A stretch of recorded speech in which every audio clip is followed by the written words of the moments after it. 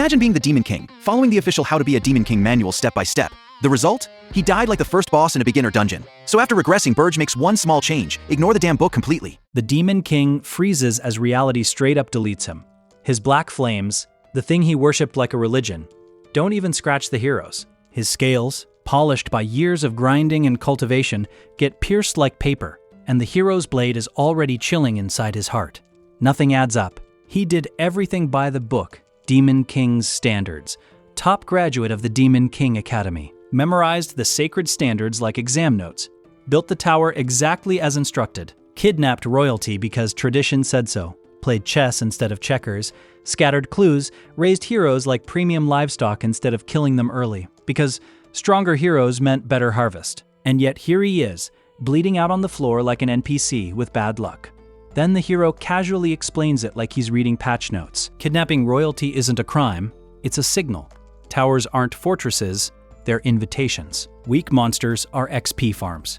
Delayed executions are power leveling. Even mercy is just free buffs. His proud tower wasn't domination, it was a full-service training zone. The heroes laugh, thank him for the loot, and call dead comrades necessary sacrifices for fame. That mockery hurts worse than the sword. He tries to unleash one final move, but gets his head chopped off mid-charge like a failed anime transformation. With his last breath, he detonates everything, swallowing the battlefield in one final boom. Darkness. Then a voice calls his name, and applause hits his ears. His name is Burge Deus, but I will call him as BD. He opens his eyes back at the Demon King Academy. 15 years earlier, graduation badge in hand, glowing standards floating in front of him like a bad terms and conditions screen. This time, he gets it. When told to swear the oath, my man straight up refuses. He calls the standards trash, a scam designed to chain demon kings and feed heroes. The room loses its mind. Archduke Arcane Blarimph snaps first, slamming the table like he's trying to break it in half, screaming for immediate execution over this, the biggest insult imaginable. Then he hesitates. BD isn't some nobody. He's a monster genius with perfect discipline and terrifying talent. Killing him would be a waste, so he gives an ultimatum. Apologize to the entire demon realm, or get exiled to Arian. The name alone sends the hall into panic mode. Arian is a graveyard, a place that eats demon kings for breakfast and leaves nothing behind. And while everyone's still whispering, BD calmly asks to be sent there immediately, like he just ordered fast food. The Archduke completely loses composure. Orders fly. BD is stripped of all privileges. No minions, no prep, one-way trip. He's banned from returning until he conquers that hellhole. As he falls through the portal, it clicks. Arian is where the heroes who killed him last time came from. Back then, his pride dragged him there, believing the strongest should face the hardest challenge, and that blind faith got him farmed. This time, absolutely not. BD lands in the freezing Urgest Mountains, spreads his wings, and welcomes the cold. This life won't be a rerun. He'll bend the standards until they break. Back at the academy, Gordon Dyrick, the top-ranked demon beneath MC, is spiraling. Serving the #1 Demon King is the highest honor, and MC was a once-in-a-millennium dragon descendant. Gordon had already imagined statues, conquests, legendary history. Then my man trashed the sacred standards in public, and that image shattered instantly. Now Gordon is here, trudging through the snow with bags weighing him down, wondering how everything exploded so fast. BD is just as shocked to see him, since no one was supposed to follow. Gordon immediately unloads, demanding answers about the standards, the exile, and why they're stuck in the worst region imaginable. BD dodges with peak audacity, brushing it off like it's no big deal. Gordon panics harder, reminding him that moment ruined everything. BD almost jokes, but stops, remembering how fearless Gordon used to be. Revealing time travel now would only nuke what's left of his sanity, so he stays quiet. Eventually, Gordon forces himself back into duty mode and insists they must build a tower, somewhere visible and accessible, not in monster-infested mountains. MC shuts that down instantly. The tower goes here, now. He pulls out the legendary tower seed and jams it into the frozen ground. Gordon freaks out as BD slices his hand and lets his blood drip down. Accusations fly about tradition and doctrine, but BD shuts it down cold. He never swore to those standards. To demons, rejecting them is unthinkable unless you've already died once. The seed ignites, a red magic circle blooms, and the tower begins identifying its master. MC finally drops the truth on Gordon, and it hits like a truck. Arian isn't cursed by accident. It's crawling with heroes because they figured out how to abuse towers, using the Demon King's standards like weapons against demons. That's why Demon Kings keep dying here on repeat. When the tower finishes forming, rising out of the snow like a giant black middle finger to tradition, Gordon just stares. MC casually says the standards should be renamed, since they work way better for humans than demons. Inside, the tower is empty.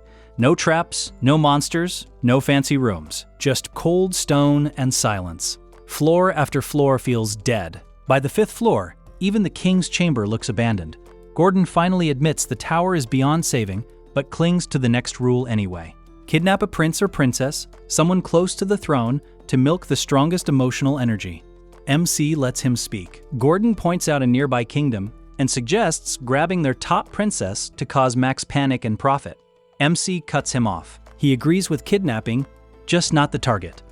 Gordon gets hyped until MC tells him to stay behind. Gordon relaxes, thinking MC is back to normal. That peace dies instantly when he finds out MC chose the farthest kingdom possible and went after the 13th princess, a nobody with zero influence. MC flies south, breaks into a castle like it's routine, and steps into the princess's room. The whole thing feels familiar, except this time he's breaking every rule on purpose. In the room, the princess just blinks at MC. Confused, he announces who he is and why he's here, expecting screaming. Instead, she laughs softly, like this is mildly interesting. No fear, no panic, just calm eye contact, like she's judging him. MC is thrown off hard. Then she agrees to go with him, way too easily, like she's heading out for groceries. That sends chills down his spine. He grills her, warns her not to try anything, but she points out the obvious. How could she plan anything when she didn't even know he'd show up? Logic wins. He grabs her hand and flies back to the tower in the Urgest Mountains. Gordon is waiting, tense as hell. MC orders the princess placed on the 4th floor, not the dungeon, saying her cooperation earned a little mercy. Alone in the empty room, the princess looks around at the bare stone. No bed, no servants, no luxury, and somehow smiles, deciding this might not be so bad. Gordon then hands MC an invitation from the Tower of Monsters, a welcome party for the new Demon King. MC scoffs, but decides to go. There, he meets Draxon, the Demon King who's ruled for 70 years. Draxon looks down on him instantly, mocking his disrespect for tradition. MC tells him to stop wasting time. Draxon admits the Archduke ordered him to watch MC. MC fires back insults, shatters the floor with one stomp, and leaves Draxon speechless. Back home, Gordon praises MC's strength, but MC stays cautious. If the other Demon Kings unite, things get ugly. Still, he'd rather die than bow.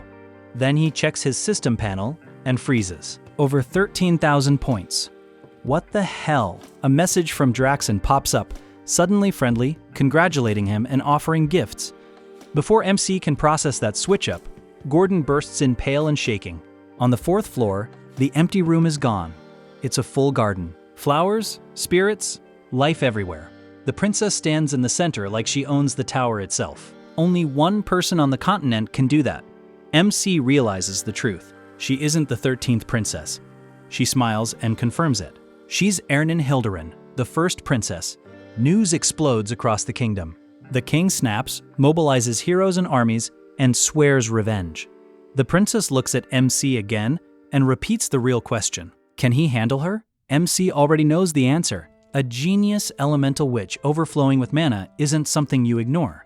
And this mess? It's only getting started. What really messes with MC's head is how she managed to hide that insane pressure like it was sealed inside a soda bottle. Then she shows him the answer herself. A ring. A royal heirloom that masks her mana completely. She looks him dead in the eye and asks if he's planning to send her back now that he knows who she really is. MC scoffs. Sending her back would turn him into a laughingstock, kill his fear factor, and nuke his chances of harvesting energy from pure terror. Not happening. Right on cue, the system reacts. A massive wave of rage locks onto him, and his demonic energy jumps straight to 19,000 points. MC gets it instantly. The kingdom figured out she's gone, and they've already blamed him. First princess or 13th, it doesn't matter. She's still their hostage. Back at the palace, the king completely loses it, screaming orders to wipe out the Demon King and bring his daughter home. The advisors break into chaos, shouting over each other, none of them certain who actually took the princess. Scouts kneel and beg the king to wait for confirmation, but he explodes, screaming at them while imagining his daughter trapped somewhere dark and cruel. Then one advisor speaks up and reminds the room of a recent incident, when a demon king kidnapped a prince, and the entire world joined forces to hunt him down and erase him. The hall freezes. Everyone understands the meaning. Only a newly born demon king would dare try something like this again. The king clenches his fist and reaches the same conclusion. A new demon king has appeared. Then a soldier bursts in, reporting teleportation traces heading north, toward the Urgest Mountains. The room explodes in shock. Their kingdom is in the far south. None of this makes sense. Inside the tower, Gordon panics about the Hilderan kingdom marching on them, but MC stays calm. Their army will never reach him. The distance alone is insane, crossing multiple countries, political borders, and natural death zones. No kingdom would allow a foreign army to just pass through. That leaves one option: hiring heroes. Forced to accept it, the king contacts hero guilds and instantly gets shut down. The moment the Urgest Mountains are mentioned, heroes refuse outright, treating it like being asked to touch live wires. No gold is worth guaranteed death. Exactly as MC predicted. That's why he chose this place. Gordon is quietly stunned. MC's understanding of Aryan feels way too precise, like he's lived here before, even though that should be impossible. Back at the palace, the king explodes again when he hears no heroes accepted the job. An advisor explains that heroes in Aryan only care about profit. If the pay isn't insane or the risk looks stupid, they walk. Meanwhile, MC scrolls through the system store. Skeletal soldiers cost 10,000 points each. Other upgrades cost even more. Building a real army would take time he doesn't have. Sitting on his throne, that old fear crawls back in. Right now, his energy still isn't enough to survive a full hero alliance.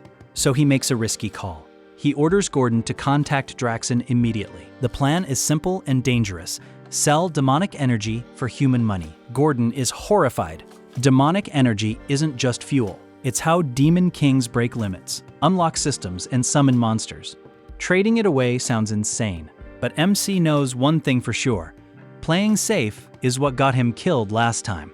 And he's not making that mistake again. He already had a goal in mind, the fortress city of Holton near the mountains. Disguised as a lone mercenary, MC walked up to the gates and immediately got mocked by the guards for even thinking about heading toward the mountains alone. Instead of arguing, he dropped a single gold coin on the ground.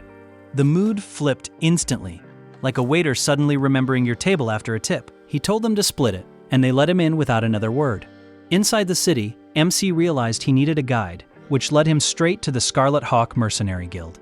The place was loud, full of drinking and bragging. Some wanted to leave the city soon, but the leader shut that down, calling the area perfect. Their plan was simple and lazy. Let soldiers fight monsters, then swoop in later to grab loot, like waiting for discounts instead of paying full price. The talk shifted to rumors about a new demon king in the mountains. They laughed it off, calling it fake news, saying demon kings always build towers where heroes can reach them easily, like game bosses placed right on the main path. They also mocked the story about the Hilderan princess being kidnapped, insisting no demon king would cross an entire continent for something like that. Since even hero guilds backed out after hearing Urgest Mountains, they decided the whole thing was a made-up story to squeeze more money from the kingdom. That's when MC appeared right behind their leader.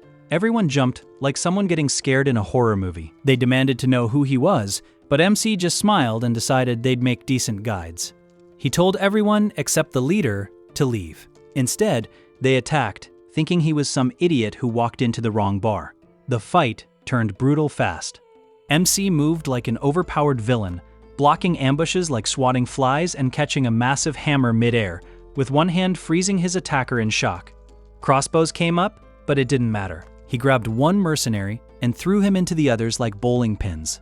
Outside, the remaining fighters started panicking, wondering why this fight wouldn't end, and why MC never looked tired, like they were stuck in a boss fight, where stamina didn't exist. When it was over, MC stood over the trembling leader, eyes faintly glowing, and promised to spare him if he answered honestly.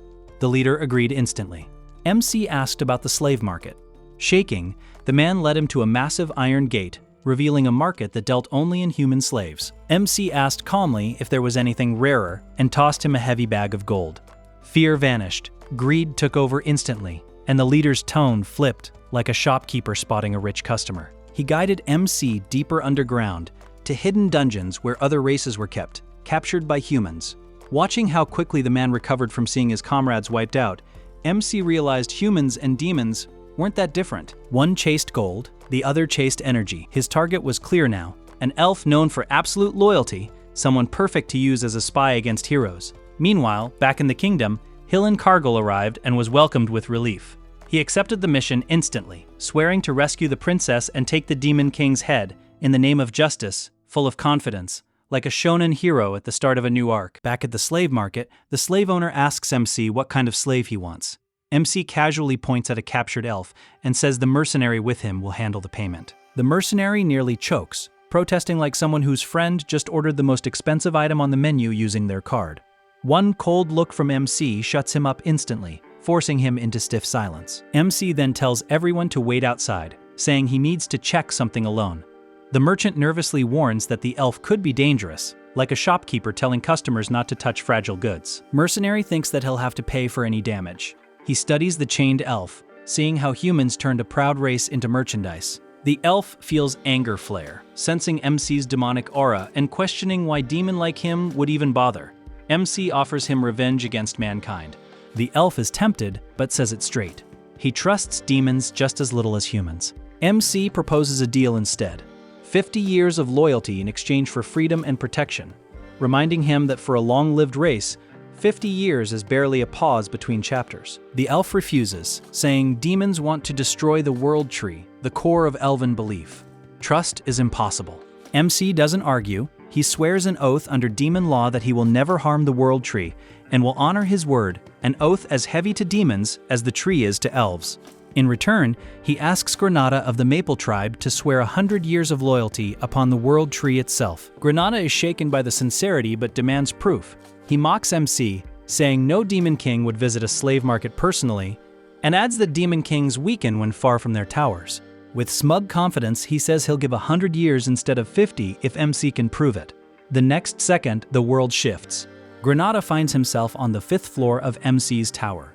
MC calmly reminds him of his promised 100 years. Realization hits hard. Granada understands the truth, though he immediately starts complaining, tearing into the tower like a gamer reviewing a broken base, calling it empty, unfinished, and doomed against heroes. He says MC won't last a year. MC answers by releasing crushing demonic pressure. Granada is slammed down like a fighter pinned without a single punch. Terror floods him as the contract sinks in. This tower stands in a land filled with disaster-level monsters, yet none dare approach, like a volcano staying quiet because something worse lives inside it. Granada finally bows and swears 100 years of loyalty in the name of the world tree. Expecting a dark first task, maybe revenge on humans, Granada is instead told to cook. He freezes, like gearing up for a boss fight, and being handed a grocery list. While he cooks, the princess casually joins him to help, making the whole situation feel more absurd by the second. Soon, everyone is gathered around a full meal on the 5th floor, a scene that looks nothing like a Demon King's lair. Granada asks about the girl, and learns she's Princess Hilderin, the first princess. Shock hits again. He asks how such an empty tower could survive heroes. MC tells him to sit and eat. After the meal, Granada assumes his job is guarding the 4th floor, but MC shuts that down. If enemies reach that floor, it means they already crossed the Urgus Mountains, and everything is over anyway. The real plan is revealed. Granada will infiltrate human society as a spy to spread chaos. Before that, MC wants to test him. They fight. MC uses one hand and no demonic power. If Granada wins, 50 years are erased from his contract. Granada accepts instantly. The fight is fast and sharp. MC notes Granada's skills never dulled, even strengthened by long exposure to dangerous mana zones. Roots bind MC's leg, and for a moment Granada thinks he's won, right before overwhelming pressure crushes him. MC ends it with a single strike, proving the gap is massive. The scene shifts to Horton Walk, home of the Red Hawk mercenaries. This time, they greet MC warmly, like workers acting polite when a strict boss returns smiling. MC hires them for a year. When asked about payment, he drops a heavy sack of gold on the table. The sound alone seals their loyalty. MC then orders them to accept Granada as a member and relay all orders through him. Seeing Granada's battered face, they welcome him instantly, bonded by shared trauma. Watching them, MC notes they're rough but competent. His thoughts turn to Hillen Cargill, the hero who answered the kingdom's call. The mercenaries receive their first mission: gather everything on Hillen Cargill. After setting things in motion, MC heads back to his tower, already planning his next move. With demonic energy spent, he turns to his only option left, the Spirit Blossom, a rare mana crystal formed in untouched lands. The Urgest Mountains are perfect for it. A hidden loot vault no one dares enter. Gordon warns it's nearly impossible and monsters will attack. MC says monsters aren't the issue. Finding the flower is. Their talk stops when a light knock sounds. A princess peeks in with a small blue slime bouncing on her head. Both MC and Gordon freeze. Ernan runs off happily, playing with the elemental spirits drifting through the tower, complaining she's bored and reminding MC about his promise to let her decorate the 4th floor. MC is stunned when he realizes she's already done it. With a shy smile, Ernan admits she never thought she'd ever leave the palace walls, and she's genuinely happy she came. Before she can keep talking, MC scoops her up, tells her to hold on, and shoots straight into the sky. They blast upward at insane speed. From above, Ernan stares down in awe, seeing the world like someone looking out of a plane window for the first time. Sunrise, clouds, endless land, it all feels unreal. She thinks back to palace life, days stuck on repeat, magic training, history lessons, the same routine forever. Flying over the Urgest Mountains feels like she accidentally stepped into someone else's adventure. MC doesn't dwell on her thoughts and reminds her why they're here. She asks him to use her name since they'll be together often. He agrees, but warns her not to forget her job. Failed to find the soul flowers, and she's going to the underground prison. She panics, apologizes, and summons her water and wind spirits to start searching. MC knows this beats wandering blindly. Suddenly, Ernan shouts that she found something. MC dives down and sees monsters surrounding a glowing flower. They're too late. Huge creatures crawl out from the shadows. MC explains, these are a demonic race that strayed from the demon realm. As their king, he orders them to back off and leave the flower. They refuse and declare they'll kill him instead, their hatred for humans burning out of control. MC lets out a cold laugh. Gordon was right. Expecting logic from monsters is pointless. He burns them without mercy. The monsters fight back desperately, screaming as flames spread. One of them orders the rest to rush the weakest and points at Ernan. They charge in a frenzy. MC wipes them out with a single blast of fire. Ernan stays calm, remembering even ogres can fall to teamwork, but these beasts never even get close. Then MC releases a massive surge of demonic energy that erases everything around them. When the smoke clears, only MC remains standing. Ernan stares at Flower in awe, eyes shining, a ruby-colored spiritual flower glowing with pure ice and water mana. MC tells her not to get greedy and promises rewards if she finds more. She searches until she's exhausted, but finds nothing else. Back at the tower, MC reflects. Saving her once felt like a mistake. Now, she's far more useful than he expected. Gordon arrives with updates from Granada and the mercenaries. 32 heroes have left the capital, but instead of heading straight for the Urgest Mountains, they're doing the usual hero routine, recruiting allies, clearing villagers' quests, leveling up. Gordon suggests multiple counterplans. MC tosses them aside. He won't place a single monster or barrier in their way. Weak challenges only make stronger heroes. Instead, he orders Gordon to tell Granada to have the mercenaries travel with the heroes and earn their trust. Gordon panics, saying this breaks all logic, and asking how they'll defend the tower. MC says it'll be reinforced with help from a dwarf. Gordon explodes, saying housing a dwarf with a human and an elf would turn them into a joke. MC ignores him. The real prize isn't the dwarf, it's the advanced weapons only dwarves can forge. Heroes expect weak monsters on the first floor. This time, they'll walk into cannons. Gordon instantly understands and freezes.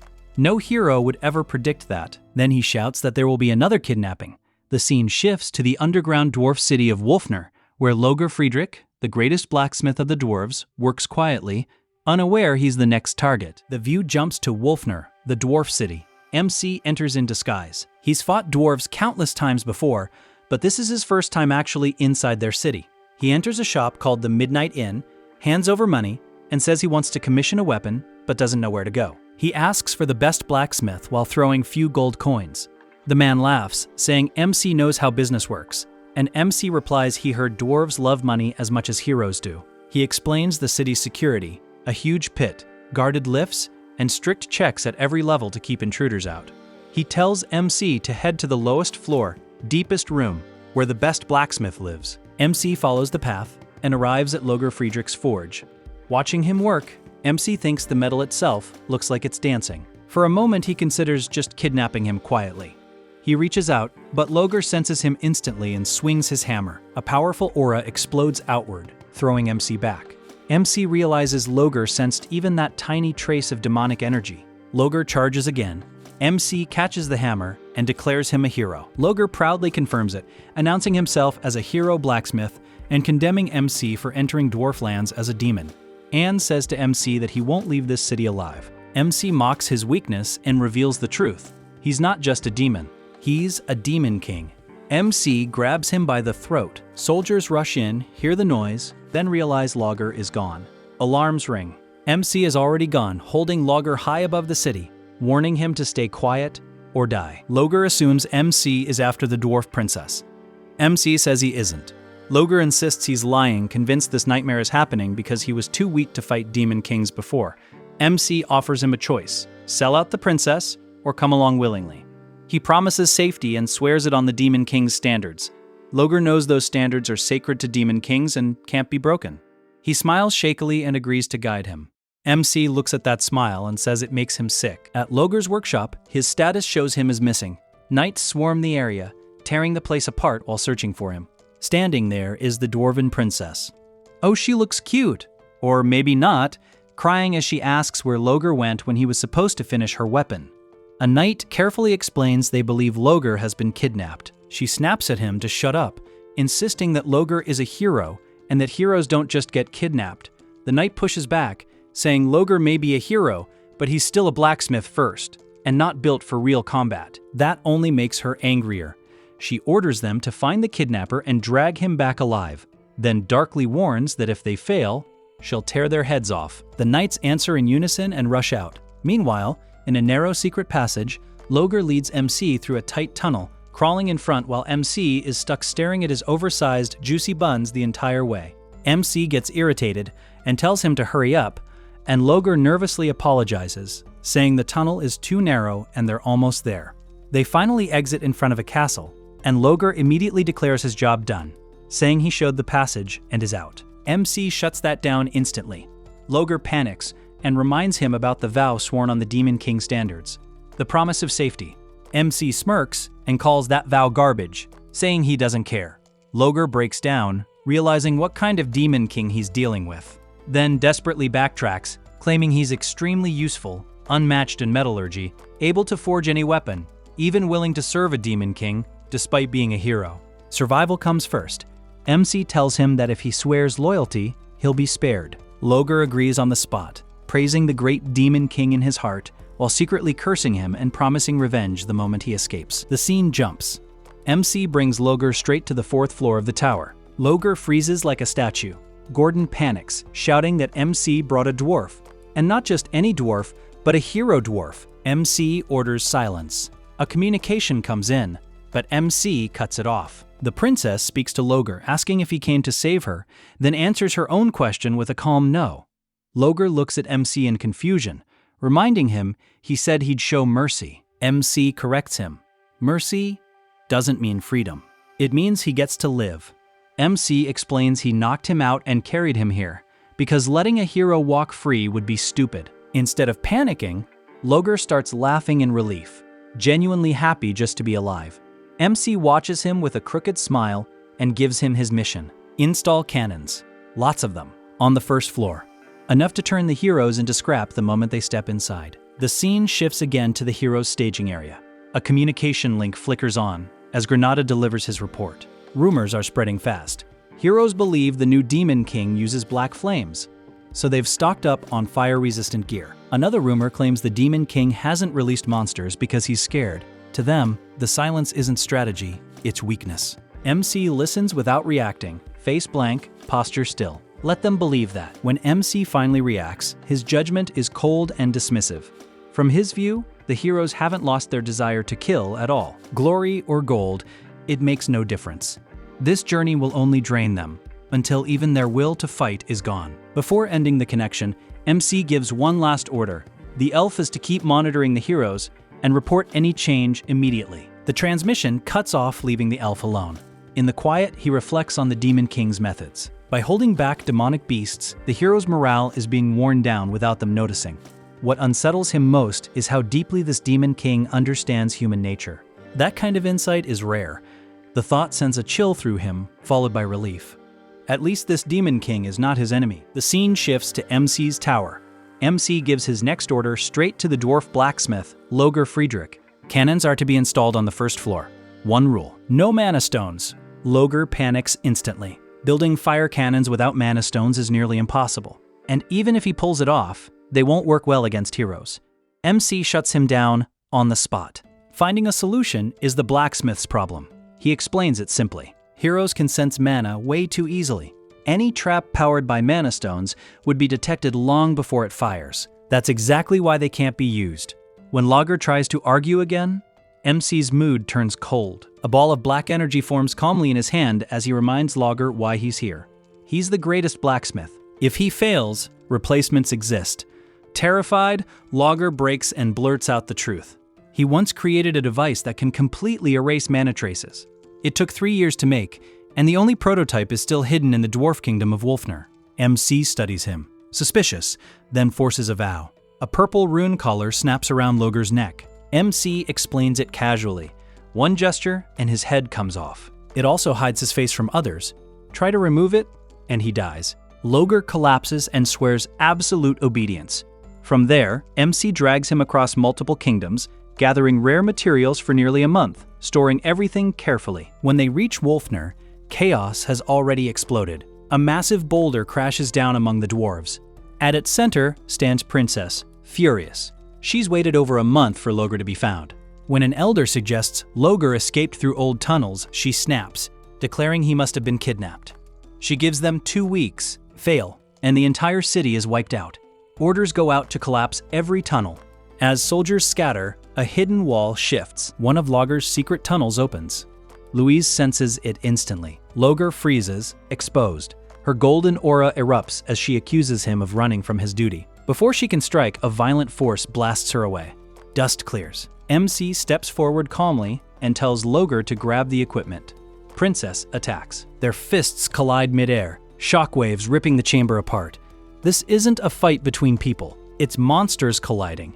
MC realizes instantly who she is. Second Princess, Louise Werft. Letting her grow would be dangerous. Killing her now would mean revealing his true power, something he can't risk yet. While they clash, Loger dismantles the Mana Phantom machine.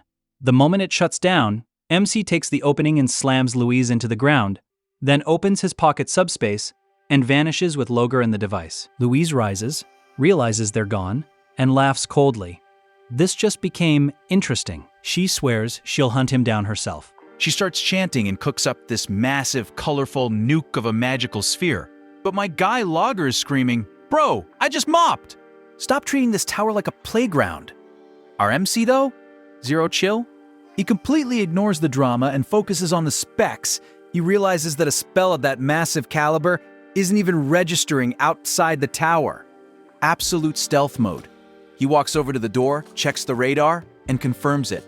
Nothing. Nada. He quickly realizes this is because the tower is perfectly synced with his mana. So, what does our OP boss do? He flexes.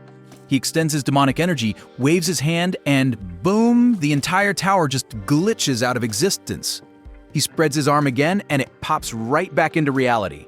Realization hits him like a truck. He can literally pocket a whole-ass tower and summon it whenever he wants. He knows he can't spam this broken ability just yet, but it's going to be an absolute game-changer for the endgame. Meanwhile, Loger is literally foaming at the mouth outside, begging to dismantle the entire tower for science. Our MC side-eyes this absolute magic nerd and drops a deal. Wipe the floor with the trash heroes on level 1, and he can do whatever he wants. Loger instantly goes full goblin mode, glowing red and rushing off to farm that sweet XP. With the nerd gone, the boss turns to Princess Hilderin and casually tells her to clear floor 4. She gives him a pout, protesting, "Excuse me, I'm a princess." But our boy hits her with the ultimate reality check. "Yeah, and you're also a ridiculously OP spirit who's never going back to the palace." Back at MC's tower, the first floor now looks less like a dungeon and more like a mad scientist's dream. A massive device towers over everything. Princess Hilderin just stares, completely stunned. Loger checks the frame and confirms it's ready. MC tells him to activate it. Blue lightning wraps around the tower like it's charging for a final form. A system window pops up asking for synchronization and a disgusting amount of 10000 points. MC doesn't even blink and approves it. Instantly, the device recognizes him as its master. Mana power gets overwritten and replaced with pure demonic energy like a hard drive wipe. Loger is losing his mind. Even the guy who invented this thing never imagined it could be merged with a tower, let alone converted like this. Princess Hilderin steps closer, eyes shining. MC glances at her and casually says, "Go on, test it." He knows the weight of this choice, asking an innocent princess to stand against humans, so he simplifies it. No fighting. Just disrupt them. Reveal herself as their enemy. If she succeeds, she gets another wish. She agrees, but asks for one thing. She wants to be introduced not as a princess, but as his subordinate. MC accepts instantly. She lights up with excitement and asks if she can use her looks to seduce heroes, and MC denies and reminds her to follow orders exactly. Later, MC studies the system screen in silence. The plan is clear. First floor, cannons wipe out numbers. Fourth floor, Hilderin acts as bait to finish survivors. Still not enough. With over 200 heroes coming, even this won't be decisive. He needs more power. In his hand rests an icy spirit blossom, dense with demonic energy. Spirit blossoms corrupted, like this, are insanely strong, even against demons. He needs more. Out in the frozen lands, after several failed searches, doubt creeps in. Then a massive figure appears. MC instantly gathers power, annoyed by the interruption. The giant bows, introducing himself as Krutu of the Blue Forest tribe. His people kneel, confessing they were once demons who betrayed the demon realm. Now they want redemption. MC sees through it immediately. They want power. When a sealed box opens, he understands why they came. Inside is a grim lotus frozen in ice. MC accepts only Krutu. A demonic sigil brands his body, power surges, and Krutu transforms into a true demon. He kneels, swearing loyalty, and his tribe follows. Back at the mountain tower, everything is ready. Orc legions assemble outside. 60 cannons line the first floor. Hilderin waits on the fourth. MC locks his gaze on the approaching enemy. This time, he'll repay everything. Elsewhere, the heroes celebrate. A massive banquet fills the preparation city, with noise and confidence, laughter, music, clinking glasses, the full "we already won" vibe. Castle Lord invites Hillen Cargill to speak. Hillen hesitates, but steps forward. He thanks everyone and declares their march has scared the Demon King so badly that not a single monster dared block them. The hall laughs. Confidence explodes. Hillen raises his glass, declaring tomorrow the end of the foolish Demon King and invoking the kidnapping of the Hilderin Kingdom's first princess as justification. Cheers shake the hall. Watching from the side, Granada stays quiet. Everything is happening exactly as MC predicted. The numbers haven't changed. The confidence worries him. He remembers the empty tower from before and feels a chill. For a split second, he thinks he should take down the hero, and he immediately panics and shuts it down. Once the Demon King falls, his curse ends. That's all that matters. Later that night, Granada steps onto a balcony and activates his device, preparing to send his report, unaware of just how badly the heroes have misread what's waiting for them. From the other side, Elf confirms arrival at Horton Walk and says the climb will start tomorrow. The reply comes back short and sharp. Once Granada leaves Horton Walk, no more contact. He gives final warnings. Watch the snow. Stay alert at night. And one strange rule that makes no sense yet. When the tower door opens, never stand near it. The line cuts. Granada just stands there, stuck on that warning, trying to make sense of it. That's when he feels a presence behind him and nearly jumps out of his skin. It's Hillen Cargill, relaxed as ever. He notices Granada's tension and casually offers him elven fruit wine, the kind that warms you up and calms your nerves. Granada accepts. Granada jokes lightly, asking if Hillen really thinks they can beat the Demon King. The tone sounds playful, but the question lands heavy. Granada hesitates. Hillen stares into his cup, the smile slipping. He admits it quietly. Attacking a Demon King's tower has never been easy. Not once. Granada tries to reassure him, bringing up Hillen's past victory over the Demon King of Lust. As soon as he says it, something feels off. Nobody actually knows how that fight went down. When Granada asks, Hillen dodges smoothly, credits his comrades, puts on the hero mask again, and clasps Granada's shoulder, asking him to guard his flank. Granada agrees. Hillen leads him back into the banquet, arm around his shoulder, looking like the perfect leader. For me, this hero looks way too suspicious. Later, alone, Hillen stares at the red gem on his ring. The heroic smile disappears. The next morning, the city explodes with cheers as the expedition sets out.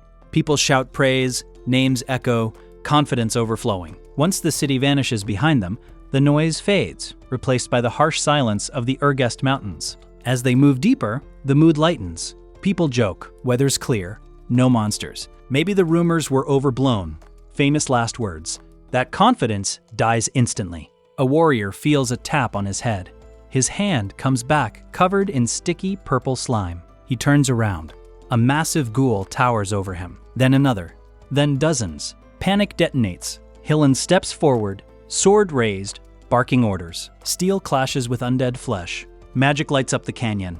Then the real nightmare arrives. A skeletal frost giant tears itself out of the canyon wall. Ice and bone fused into something huge. Hillen orders a retreat and charges it alone. Blue energy slams into the giant. It barely moves. Hillen presses harder, shattering limbs, carving through ice, holding it back while the expedition escapes. The frost giant roars and self-destructs in a massive blast that shakes the mountains. The survivors collapse in a snowy forest, shaken but alive. Losses are low. Everyone credits Hillen. Rumors spread fast. Maybe he absorbed the Demon King of Lust's power. Maybe he's already on Demon King level. Confidence creeps back. Granada almost believes it. Then he looks ahead. A tribe of massive blue-skinned orcs blocks the path, led by a horned chieftain radiating demonic energy. The warning echoes in Granada's mind. Watch the snow. His face drains of color as the snow beneath their feet starts to move. The massive horned orc steps forward, like a final boss spawn, grinning as he drops the line. Not a single one of you will reach the tower. And that's when the snow starts falling. Granada's stomach drops as the realization hits him too late. How am I supposed to watch out for this? Calling the Demon King a crazy bastard? Because now it's obvious. This isn't weather, it's an avalanche. Snow and ice crash down in a roaring wall, swallowing heroes mid-step. Granada shouts for everyone to run, desperation tearing through his voice as the white flood eats the ground behind them. The scene shifts back to the Demon King's tower. Multiple screens float silently, each showing a different angle of the disaster. MC sits on his throne, relaxed, watching hero signals disappear one by one. A slow grin spreads across his face. Once again, welcome, heroes. The trap had been set long before the heroes even knew they were walking into it. Phase 1? Snow. Just snow. The land responded like it was programmed, hidden mechanisms activated, and in seconds, the stable ground collapsed into chaos. The heroes tried regrouping. The Demon King explained Phase 2, never lower your guard at night. What waited in the darkness wasn't your average monster. Ghoul-type monsters emerged from the shadows, blending perfectly with the snow. Massive forest beasts followed, each step shaking the ground. Orcus-class monsters, the kind that absolutely shouldn't exist here. Weapons drawn, formation tightened. Another battle nobody had energy for. Granada clenched his teeth, cursing the Demon King's recklessness. Their collapse wasn't a possibility. It was a mathematical certainty. 3 days passed like an unending nightmare. By the time they reached the summit, headcount went from 511 to 256. They looked less like heroes and more like zombies cosplaying as heroes. Then someone pointed out the obvious. The tower was nowhere to be seen. 6 days of hell, and the dungeon boss wasn't even home. A commander stepped forward and declared the mission a failure. Survival over victory. Hillen froze, shock written on his face. Grinding his teeth, he said nothing. What could he even say? 6 days after entering the mountains, the tower finally appeared. At this time, headcount came from 256 to 52. When the gates opened, Granada remembered what the Demon King said. When the door opens, stay far from it. Mana cannons materialized, surrounding them completely. Lightning tore through the air. Hillen stared in disbelief as brilliant blue energy ripped through their ranks, cutting down heroes instantly. Heroes vanished without even crying out. 1 second they existed, next second they didn't. From his control chamber, the Demon King observed calmly. This was just the opening strike. When the smoke cleared, he smiled faintly. Despite the massacre, Hillen was still standing. Hillen struggled upright, breathing ragged. Nothing he'd witnessed aligned with logic or strategy. This was complete bullshit wrapped in a tactical nightmare. Granada emerged, shaken but unharmed. Relief flashed across Hillen's face. Without hesitation, running on adrenaline and spite, he proposed pushing forward. Granada hesitated. With only 2 remaining, this was suicide. Hillen reminded him of defeating the Demon King of Lust. Victory was still possible. After a brief silence where Granada questioned his life choices, he agreed. They advanced. 2nd floor? Empty. 3rd floor? Same. Pure emptiness. Somehow, that was more terrifying than the massacre. Anger crept into Hillen's expression. When they reached the 4th floor, both stopped dead. Before them stretched a lush forest, vibrant and arranged like a garden instead of a battlefield. Hillen questioned if they were even in the tower anymore. Then he noticed a figure ahead. A young woman in demonic attire stood there.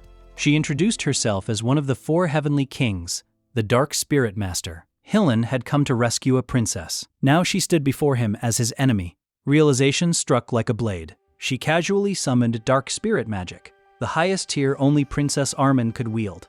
Everything connected. The ambushes, the hidden tower, the cannons, the empty floors. This was strategy, and Princess Ernin stood at its center. The princess he'd crossed hell to save had been protecting the Demon King all along. Hillen lets out a laugh that sounds dead inside. Because congrats, hero, you just realized you've been escorting the Demon King's VIP pass. Before rage can turn into action, purple demonic energy crashes down like gravity just got angry. And then MC appears. Just raw pressure bending the air like reality is buffering. The Demon King finally shows himself, staring Hillen down like he's late for an appointment. Hillen panics, grabs Granada, and shouts about combining power like this is a friendship-based RPG. Granada doesn't even get an answer. His body locks up. Life drains out of him mid-sentence. Turns out Hillen's been wearing the Elf Eater, a forbidden relic that turns elf vitality into mana, aka betrayal with extra steps. Hillen steps on Granada's face and calls it unnecessary sacrifice. MC watches, then smiles, because, wow, that was disgusting. Very human of you. He casually mentions that removing the ring would delete all that stolen power. Hillen laughs like a madman and boasts that even the Demon King of Lust couldn't take it. MC replies with 2 words, Gordon Dyrek. Blade flashes, blood sprays. Hillen doesn't even register the attack. No presence, no mana, no warning. Gordon is already behind him, sword lowered, expression bored. Another hit sends Hillen flying. Artifact or not, he's completely outclassed. Then MC grabs his shoulder. Hillen tries to move. His body refuses, because the battlefield is now a cage. Looming behind MC is an ancient, wolf-shaped ruler, the kind that used to bully continents for fun. MC calmly announces it's time to show what a real Demon King looks like. Pressure floods the world. Hillen survives the final blow, barely breathing, which MC admits is impressive. Then he orders Gordon to bind Hillen Cargill and throw him in prison, along with the rest of the collapsed humans heroes outside. Granada looks like a walking corpse and jokes about seeing the afterlife, so MC heals him instantly with a spirit blossom like it's a potion hotkey. He gives a spirit blossom to Princess Hilderin too. The dwarf celebrates because MC lets him dismantle the tower like a kid allowed to take apart a PC. Everyone gets sent back to work. Order restored. Chaos archived. Later, away from all eyes, MC collapses on the floor, teeth clenched, admitting that fight was way closer than he'll ever admit out loud. A Demon King can't afford weakness, especially not after fighting one of the 10 stars, who are one of the strongest heroes in the continent. And Hillen Cargill, even as one of the weaker ones, almost pushed him too far. The victory was clean, but not perfect. Still, fate changed, and that's enough. Cut to Holton Walk, where a press hall explodes into noise. Reporters call it fake news. Investors demand refunds. Officials panic. One guy insists the heroes haven't failed yet. The king loses it, screaming Hillen's name, swearing execution if his daughter isn't rescued. Whispers spread fast. Some people swore Hillen Cargill never came back. Others skipped straight to the funeral and declared him dead already. Because while people cried, MC's demonic energy points skyrocketed like a broken counter. Cut to the Hero Guild HQ. Wharton swears on his name that every word is true. An elder shuts the room down and says this is serious, but not stupid. Hillen Cargill is a 10-star hero, not some random loot drop. They wait 10 days. If Hillen doesn't show, all 4,728 heroes across the continent march. Full wipe attempt. No hesitation. Meanwhile, underground in Burge Tower Prison, Hillen wakes up fast. Way too fast, and immediately realizes he's alive for a reason. MC shows up, compliments the recovery speed, and gets straight to business. Become my vassal. Hillen is stunned. MC drops a bag of gold like he's starting a shady business deal and explains how hero expeditions work. Hundreds of mouths to feed. Gear. Consumables. Fees, all paid by investors. Win, and you're a legend. Lose, and you drown in debt forever. This time, every coin was bet on one man, Hillen Cargill. Even if he escaped, he'd be hunted by creditors harder than monsters. Hillen realizes MC knows way too much. Then Granada steps in and casually admits he told him everything. Hillen snaps, calls it betrayal. Granada fires back, calls Hillen a scammer, and reminds him who drained his life like a battery. MC calmly explains the real reason Hillen lost, because there has never been a demon king like him. Then he pulls out Armani's orb, a monitoring tool. Goes straight to the brain. If you think hostile thoughts, you die instantly. If you refuse it, you die anyway. Hillen screams, insults MC, swears heroes can't be controlled. MC ignores him and forces the orb down his throat. Pain hits, system pops. Hillen Cargill, status, Demon King's vassal. Congratulations. Worst career shift ever. After that, it's just cleanup. Gordon reports the bad news. Hillen's debt is over 100,000 gold, and MC currently has barely 2,000. MC just smirks. Unison of Towers. Annual Demon King meetup. Basically a gold mine with legs. Invitation arrives right on cue. MC decides they're going, and yes, he plans to rob his seniors politely. Cut to the Tower of Lies, 13th floor. Demon Kings fill the chamber, each one radiating a different kind of danger. Draxen Doldoff, the Beast King, stands like a walking war. Reyna Soldane, the Frost Demon waifu material. Ugar Belva, the Titan King, looks irritated just by existing. And at the center, smiling like he owns the room, Jason Cockmund, the Demon King of Lies. When MC steps inside, the room goes quiet in a very specific way. Ugar Belva snaps first, because that's what Titans do when they don't understand something. Tries to force dominance the old way. MC doesn't rise to it. He just calls Ugar an idiot like he's correcting a loud child. Killing intent erupts instantly, thick enough to crush weaker beings. Then it's gone. Not suppressed by power, not erased by magic. It's as if the space itself refuses to allow a fight. MC feels it and understands immediately. This room enforces rules that even demon kings can't break. And that realization makes him far more cautious than any threat ever could. The question comes fast. Where is Hillen Cargill? MC starts to answer, then stops. Silence drags on, heavy and uncomfortable. Faces tighten. Before he finishes, the scene cuts away. The scene slides into the aide's reception room inside the Tower of Lies. One of them cuts straight to it and asks if Hillen Cargill is dead. Gordon panics internally, but keeps his face barely together, saying he doesn't know, that he never came to their tower, that Hillen might still be wandering around Mount Ergist somewhere. Gordon sticks to the script like his life depends on it, because it literally does. When other demon aides whisper about Hillen Cargill, he plays dumb, says he knows nothing, acts like a confused NPC exactly as MC ordered. Then, his emotions crack.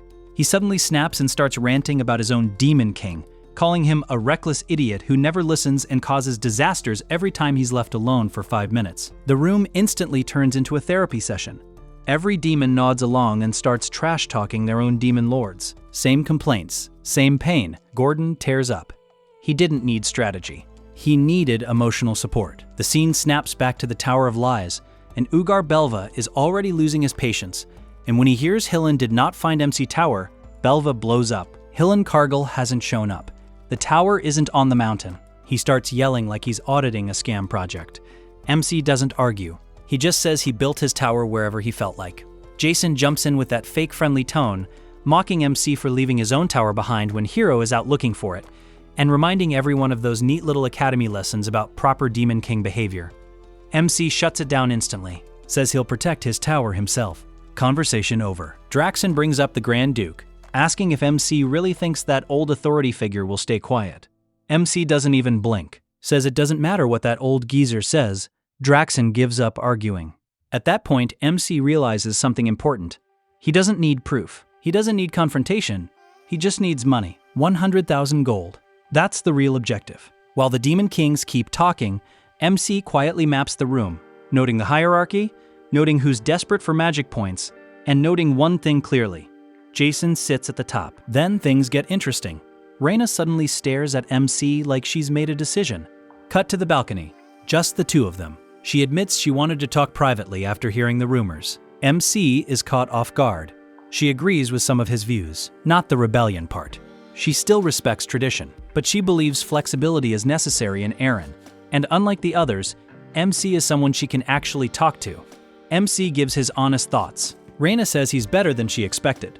Then she hands him a personal communication port. Not an alliance, not a threat, a line of contact, to call her if he ever needs advice. As long as he doesn't insult Demon King standards in front of her, she'll tolerate him.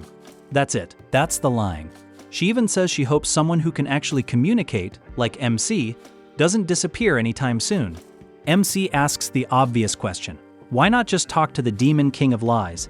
Reyna answers calmly that his mind can't be read, and while he's better than the other two, there are limits. Translation: Jason is dangerous even to other Demon Kings. With that, she leaves MC alone on the balcony. MC admits to himself he still doesn't fully trust her, but he also knows a valuable connection when it drops into his lap unannounced. Cut to Burj Tower, first floor. The princess shows up carrying cookies, actual cookies, inside a Demon King's tower. Logar is confused, suspicious, and emotionally unprepared. She cheerfully explains the ingredients were bought by MC himself and baked with spirit help. Logar praises her spirit talent, expecting disappointment. He takes a bite. His soul leaves his body. Oh! My dog! These cookies are illegal. She shyly admits she added sesame oil and spirit blossom, and watches his face like this is a boss fight. Logar can't even respond properly. He realizes this isn't a snack. It's an emotional weapon. She calls it a gift for future friendship, and casually asks if Granada would try some too. Logar replies, Granada would enjoy more than him. She gets more excited and wonders if MC would like them as well. Cut back to MC, who finishes his balcony talk and returns to the meeting room, only to find it completely empty. Harmony meeting over. Jason is still there, smiling like a loan shark. MC comments on how short it was. Jason offers tea if MC feels regret. MC says he's fine. Jason drops the real bomb. What you need isn't harmony, it's money, right? MC freezes. Jason explains there's no point pretending. Draxon already told him everything. No psychological games. Straight business. Demonic energy points for human gold. Jason says he's on MC's side now. Alignment achieved. Cut to Burj Tower Floor 1, where massive sacks of gold arrive like a miracle with strings attached. 100,000 gold. Even Hillen Cargill is stunned. MC orders it moved immediately but stays cautious. Deals with the Demon King of Lies always come with invisible chains. And MC knows the worst possible outcome isn't death. It's becoming someone else's puppet. MC then drops another bomb. Everyone still standing is already screwed. Dark Knights. Dark Magicians.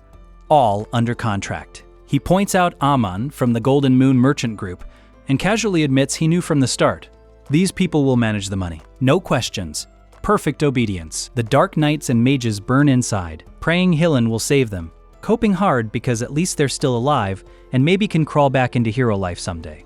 Hillen smirks and calls it a partnership. Wrong word. MC presses the orb. Pain detonates inside Hillen's skull and he hits the floor. MC corrects him calmly. Not partners, slave and master. The Dark Knights feel sick satisfaction. Hillen jokes weakly through the pain. MC doesn't care. Loyalty isn't required. Obedience is. Before Hillen can even recover, the princess shows up and hands him a letter, asking him to deliver it to her sister Elena, the 13th princess of Hilderin. Hillen agrees, bitterly realizing this is exactly why his life collapsed. Later, Gordon questions whether Hillen can be trusted. MC explains it simply. Hillen isn't greedy. He's not noble either. He wants attention, popularity, spotlight, which makes him the perfect spy if the orb keeps him in check. Gordon understands.